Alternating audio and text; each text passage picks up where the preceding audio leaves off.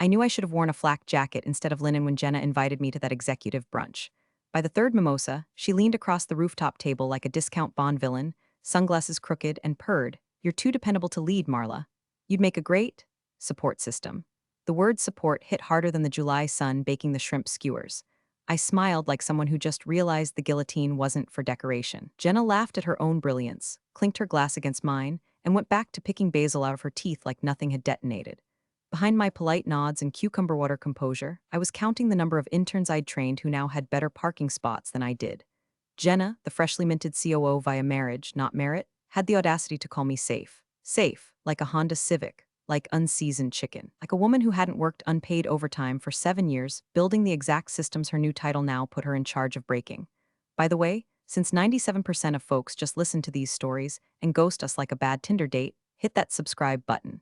Seriously, it keeps our petty little revenge engine fueled and makes the team feel like the chaos was worth it. Now, back to your regularly scheduled betrayal. I didn't cry, didn't flinch, just let her finish her speech about fresh blood while stirring the melting ice in my mimosa.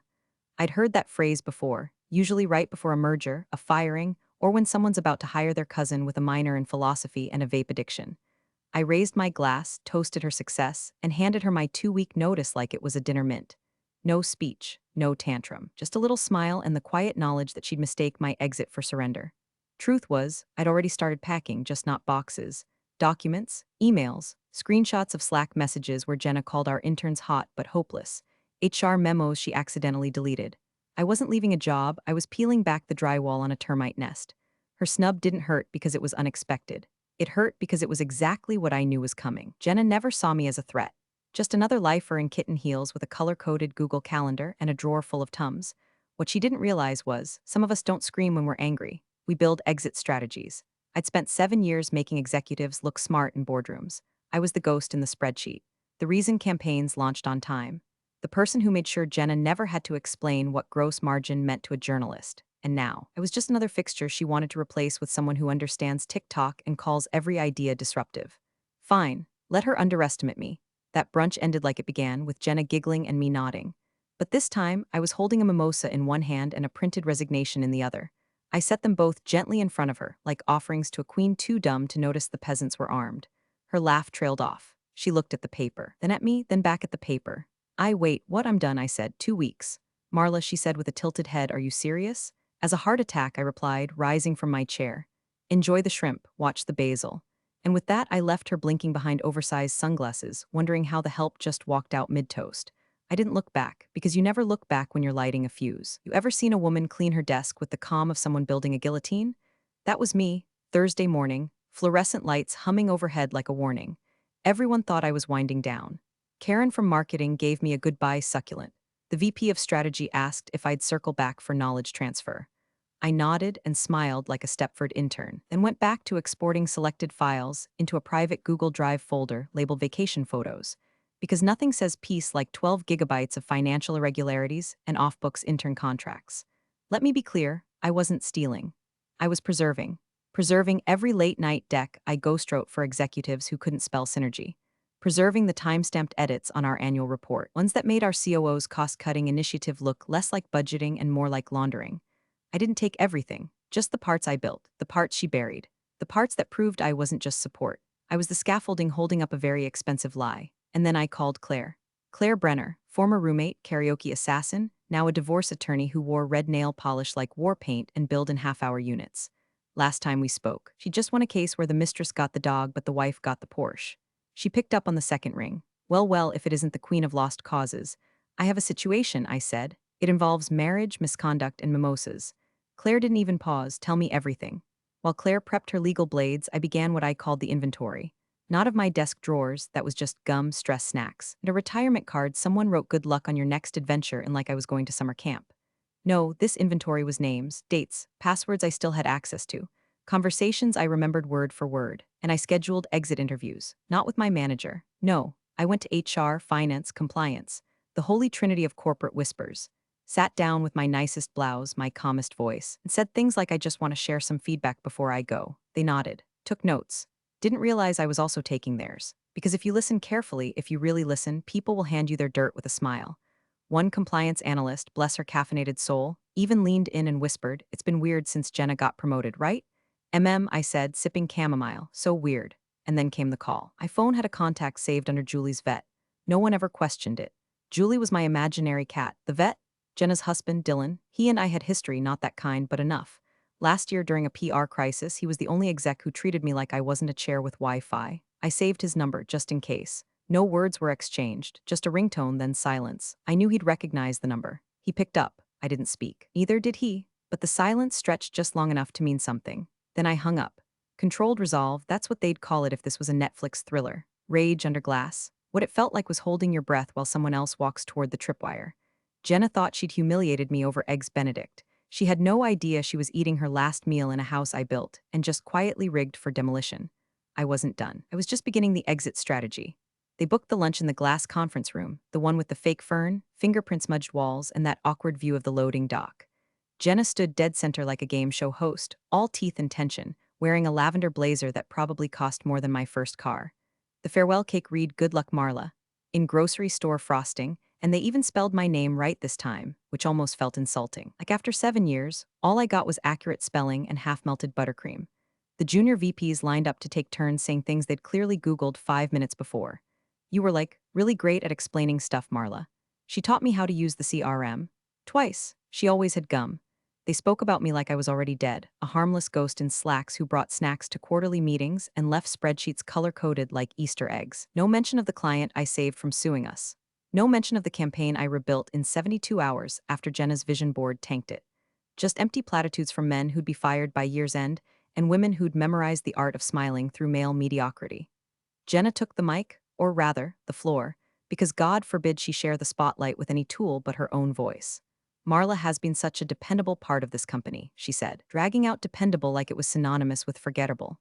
"She's the kind of person you can always count on, like post-it notes or decaf." Everyone fake laughed. I sipped water and imagined replacing her collagen serum with Gorilla Glue. She handed me a white envelope, cheap cardstock, no company logo. Inside, a $50 gift card to Olive Garden. Not even a handwritten note, just the receipt. "Don't be a stranger," she added with a wink. I looked at her and thought, "You don't even realize you're already alone." I stood, thanked everyone, smiled like I'd just swallowed glass, said all the things you're supposed to say so no one checks your bag on the way out. And then in the elevator alone, finally, I pulled out my phone and recorded a short voicemail to myself. Not for posterity, for evidence. One mimosa, one lie, and one deleted report. Timestamp this. See. While Jenna was busy handing me a gift card and a fake compliment, I was planting something in the system. 3 confidential triggers, buried deep in the metadata of a project folder she accessed daily. Not malware, nothing illegal, just files, labeled like normal reports. But if opened, they logged access times, IPs, and captured screen activity. Legal wouldn't care today, but in about 6 business days, when a board member opened their inbox to a whistleblower packet, they'd want timestamps, they'd want proof. They'd want to know who'd been covering up the phantom intern payrolls Jenna kept swiping under contractor disbursements. And those trigger files, oh, they'd sing. I walked out of that building not like someone saying goodbye, but like someone pressing detonate with their thumb hidden in their coat pocket. Everyone thought I was being gracious, mature, a professional. I had no idea the storm had already started. Last year, Dylan Price, the founder's golden boy and Jenna's very legal husband, was pacing our hallway like a man trying to outrun a subpoena. PR meltdown, investor threat. One of our influencers had posted a TikTok comparing our campaign to a Ponzi scheme with fonts.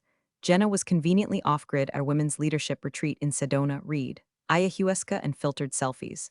Dylan panicked. Everyone else bailed. I stayed late with 2 Red Bulls and a spreadsheet that could have doubled as a manifesto. By sunrise, the investor was calm, the campaign salvaged, and Dylan started calling me the one who actually runs this place. He remembered that. So when I texted him last Tuesday from a burner app, just 3 words, "Let's talk soon," he replied in under 10 minutes with a time, place, and nothing else. We met at a half-empty cafe on the east side, one of those places with baristas who write your name wrong on purpose to feel superior. I ordered peppermint tea. He got black coffee and looked like he hadn't slept since Easter. "Didn't think I'd hear from you again," he said, watching the street behind me more than my face. "You're going to want to see this." I slid a folder across the table like we were doing spy shit in a parking garage. Inside, printed screenshots, payment routing summaries, and a beautifully indexed chart I'd titled the Jenna Ledger. Not even sarcastically. It tracked everything. Stipends were routed through shadow vendors, wellness reimbursements paid to interns who never got onboarded, and bonus structures that looked more like hush money than merit pay. Dylan didn't say anything for a while. Then, "Jesus." "Not quite," I said, "but I did major in accounting." He kept flipping. page after page, each one pulling a thread off his carefully ironed marriage. How long have you had this? A while, and you're giving it to me now? Because I don't need revenge, I need leverage, and I think you do too. He looked up at me, no smirk, no suspicion, just something like resignation or maybe regret. I'm going to make a call, he said. You still trust Claire with my afterlife? He nodded. She's my attorney now. Simple as that, one phrase. And suddenly Jenna's firewall had a crack the size of a trust fund. We didn't hug, we didn't toast. Just two people in button-downs sipping caffeine and trading chess pieces. Meanwhile, back at Ariston HQ, the smallest cracks had started to show. Jenna's Outlook calendar refused to sync. Her usual priority threads weren't populating. A deck she'd emailed the board came back corrupted, replaced by an older draft with all her redline notes exposed. It was subtle, enough to chalk up to tech issues, but not so subtle she didn't feel it. She started CCing herself on everything, repeating tasks, snapping at it. At one point she even called the help desk and said, "It feels like the system's turning on me." I bet it did because it was. I hadn't hacked anything. I didn't need to. All I did was activate a little network I'd built over the years, assistants, developers, admins who owed me favors or just hated Jenna enough to press the wrong button when asked. Someone swapped out her draft folder with a decoy. Someone accidentally unsynced her Slack history. Someone flagged her Zoom link as phishing and sent her to voicemail during a partner call. She thought she was being targeted by ghosts in the machine. She wasn't wrong, just not the kind she expected. The Monday after I left felt like waking up after a thunderstorm you slept through, quiet, humid, and charged. I made myself a French press, fed my non-existent cat for cover, and pulled my phone out like I was checking the weather, not waiting for the first breach in the dam. I wasn't nervous, I wasn't even curious. I was ready in that deeply specific way only a woman who's been underestimated for 7 years can be. It's not vengeance if it's methodical, it's closure, with attachments. And right on cue it began, sometime between 9:11 and 9:13 a.m. HR flagged a new submission in their anonymous reporting portal. It was titled COO Misconduct Urgent and included 7 PDFs, 1 ZIP file, and a screen recording that began with Jenna saying, and I quote, "Don't forward that to finance. They'll just ask questions." It was the exact screen capture triggered when she opened that decoy folder the day of my goodbye lunch. The access log matched her IP, the voice crystal clear, the timestamp well within her working hours.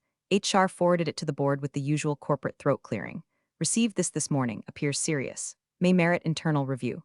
One board member, a man who never remembered my name but once complimented my fiscally responsible handwriting, replied simply, "Review immediately." And just like that, the fuse I lit with a mimosa and a smile finally hit the powder. Jenna, meanwhile, must have thought she dodged a bullet. She came in that day wearing white, actual white, like some sort of purity cosplay, and told the front desk she was ready to refocus now that the distraction's gone. She gave someone a thumbs up in the elevator. Probably thought the weird glitches last week were just some Gen Z intern's incompetence. She had no clue she was already in freefall.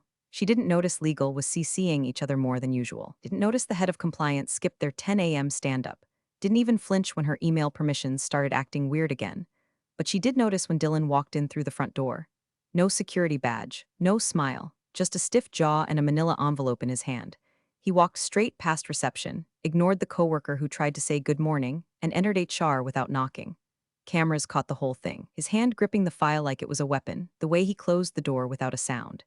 Inside that envelope, a certified statement from his new legal rep, Claire Brenner, a formal notice of divorce, and a summary of alleged financial mismanagement supported by internal documents, ones Marla Raines had come across during her tenure and in good faith passed along to him. The head of HR asked if he wanted to sit down. He didn't. "I just wanted to deliver this myself," he said. "You'll want to look into it, thoroughly." He left as quietly as he came, and yet by noon the building buzzed like a hornet nest dipped in gasoline. Jenna tried to act calm. She asked for kombucha, asked why legal was locked in a meeting without her, asked if IT was doing another random sweep. Nobody answered. Back in my apartment, I refreshed the news. Nothing yet, too early. I smiled and added oat milk to my coffee. Storms here, let it rain. Jenna found out the way all-powerful people fear secondhand. Her assistant, poor sweat-stained Marcy, knocked on her door mid-Tuesday with that look. The one interns get before they tell you your mic was hot during a Zoom call where you called your vendors a charity case with fonts. Jenna, just wanted to flag something." Marcy held out a printed email. Printed. That alone should have tipped Jenna off it was nuclear. At the top, legal separation notice, D. Price VJ. Price the signature? Claire Brenner-esque. Jenna's hand shook as she scanned it. Her face blanched halfway down the page. She didn't scream, she didn't throw the paper. She simply stood up, slow as syrup in January, and said, "This is a joke." "Right?" Marcy shook her head, then made herself scarce like she'd seen this episode before and didn't like the ending. Jenna stormed to HR, demanded answers, demanded to know who let this happen. When they asked what she meant, she slapped the notice on their desk like a dead fish. "He's using Brenner and Wallace." I blackballed them from this company years ago. That's odd, said the director of HR, barely glancing up. They've had a compliance sub-office here for 3 weeks. Fifth floor, Jenna blinked. What, you approved the lease? She hadn't, or she thought she hadn't. But the system said otherwise, e-signature, timestamp. Even the internal memo she supposedly sent. All legit, except she'd never seen them. She spiraled fast. That afternoon, she accused 3 department heads of coordinating against her. She called IT into her office and asked if anyone had accessed her files while she was meditating. Yes, she used that word, meditating, at her desk, with Spotify set to power focus and a lavender candle that smelled like wet drywall. By 3 p.m., she'd had her calendar wiped accidentally, been locked out of the expense system due to compliance realignment, and cherry on top, discovered a file on her own desktop labeled Legacy Access. She clicked it. Inside, 3 subfolders, one labeled Onboarding, one labeled Conflict History, and one called Red Flags. All of them bore her digital signature. All of them last edited 4 days after Marla left. That was impossible. Except it wasn't. System didn't lie. The timestamps lined up. The metadata pointed to her credentials, to her laptop, to her. She called IT, they ran diagnostics, found no malware, no breaches. Could be user error, one tech said, clearly not realizing she was one user error away from strangling someone with a USB cord. No one accesses my files, Jenna hissed, not without me knowing. The tech glanced at the folder again. Well, someone did, for the rest of the day. Jenna roamed the office like a ghost with Wi-Fi, cold, glitchy, and glitching harder by the hour. She paced the halls like they were shrinking. Doors stayed closed as she walked past. Conversations hushed. She barked orders and nobody barked back. Her power didn't collapse all at once. It frayed quietly, one cord at a time, and every tug revealed how little she'd built herself. Meanwhile, upstairs on the 5th floor, Claire's new office door remained closed. But the lights were on. The first lockout hit at 8:12 a.m. sharp. Jenna opened her laptop, clicked into the finance portal to approve her weekly bonus release. Yes, weekly, because nothing says leadership like compensating yourself every Friday, and got the red screen of death. Access denied. She tried again. Same result. She refreshed, restarted, smashed her mouse like it owed her money. Then she called IT, put on the voice, tight smile, tight tone. Hi. Says I don't have permissions to access the finance directory? A pause. Then the tech said, yeah, that's correct. Excuse me? Access was revoked by the audit team. Standard procedure per board directive. What audit team? They said you'd know. She hung up, dialed Dylan, voicemail, of course. Because at that very moment, Dylan was across the city in a glass-walled office, seated next to Claire Brenner, laying out a multi-tabbed spreadsheet labeled Executive Irregularities J. Price, the source, compiled, confirmed, and watermarked by 1M. Reigns, every dollar unaccounted for, every fake intern, every boutique wellness vendor that billed $11K for energy cleansing and turned out to be the side hustle of a CrossFit trainer Jenna was definitely not just networking with. Claire spoke calmly as Dylan nodded. There's an entire payroll substructure built under your COO's login, Dylan, but the signatures don't match. We're talking ghost accounts, falsified contractor invoices, and an intern program that ran under a completely different LLC, owned, coincidentally, by your wife's yoga instructor. Dylan didn't react. He just signed the declaration of disclosure and asked what time the board meeting was. Back at Ariston, Jenna stormed into the executive boardroom with the fury of a sinkhole in stilettos. What the hell is going on? She demanded. 9 board members. One long silence. The chairman cleared his throat. An internal audit has been initiated. For what? Accounting concerns, compliance, digital access trails, expense anomalies. Who initiated it? Dylan Price. Her voice cracked. My husband, your co-founder, he corrected. She laughed. Actually laughed too loud, too long. Then she slapped the table with an open palm and shouted, this is a damn witch hunt.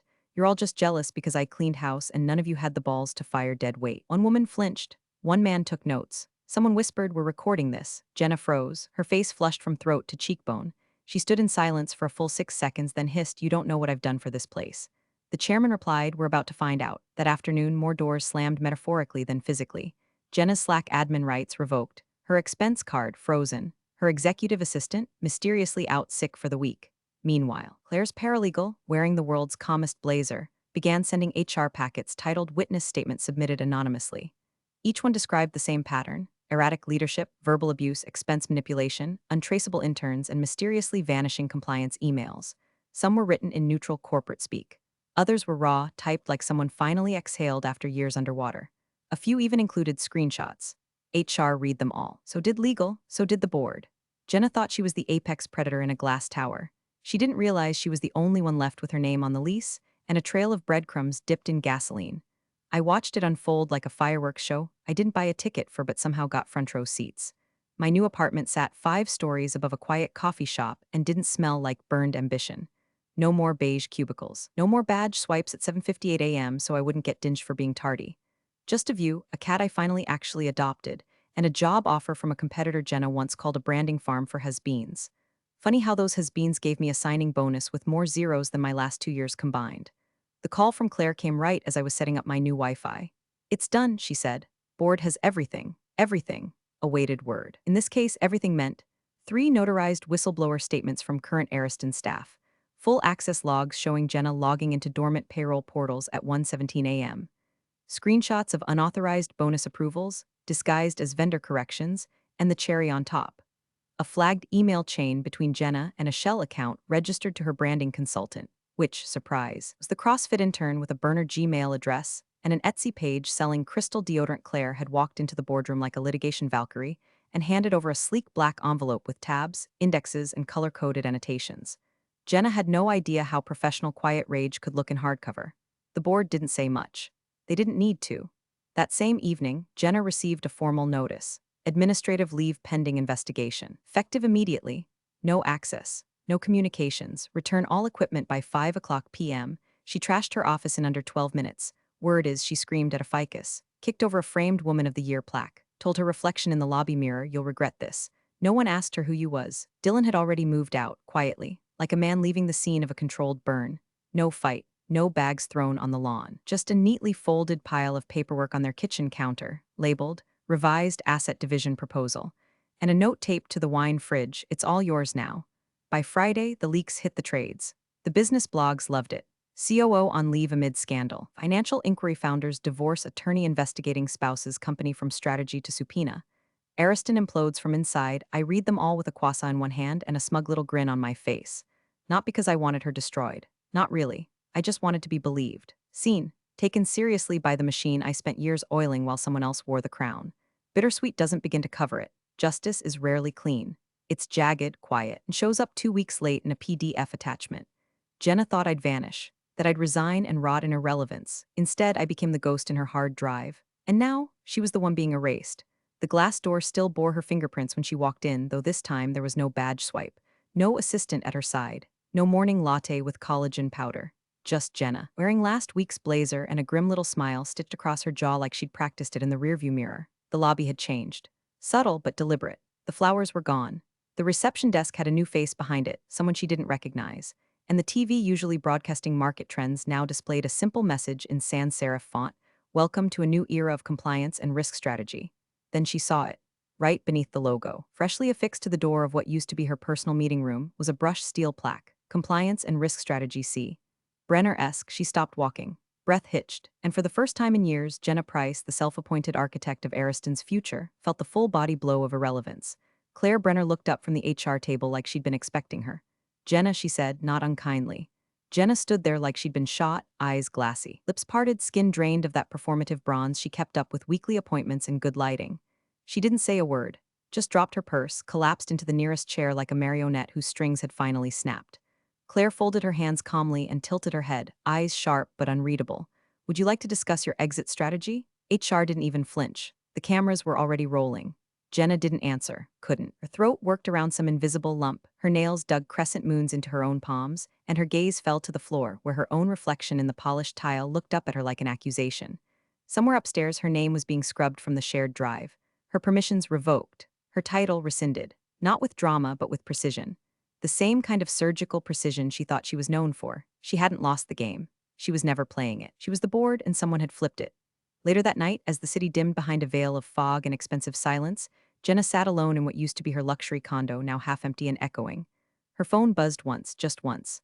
Voicemail, unknown number. She tapped it, and heard my voice, calm, clear: "Final, you were right. I wasn't executive material. I was something worse." Pause, strategic, click, no follow-up, no explanation, just silence. She sat there for a long time, phone in hand, breathing like each inhale was a confession and every exhale a punishment.